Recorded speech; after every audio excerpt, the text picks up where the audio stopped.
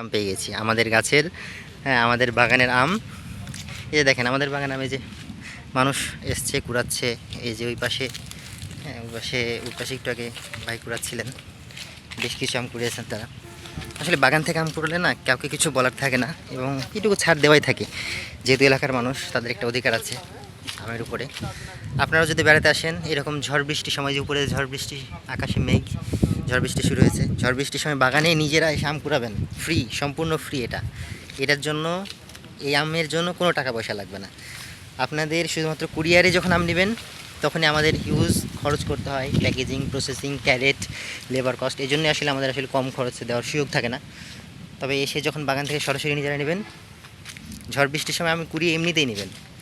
আর আতিথেয়তার জন্য আপনাদেরকে ফ্রিতে আম দেওয়া হবে, গাছ থেকে নামিয়েও। সেটার জন্য কোনো টাকা পয়সার প্রয়োজন নাই। এই যে এসেছে, দেখেন আম কুড়াচ্ছে সবাই। এই যে আম কুড়াচ্ছে বাগানে। এই যে আরেক ভাই আম কুড়াচ্ছে।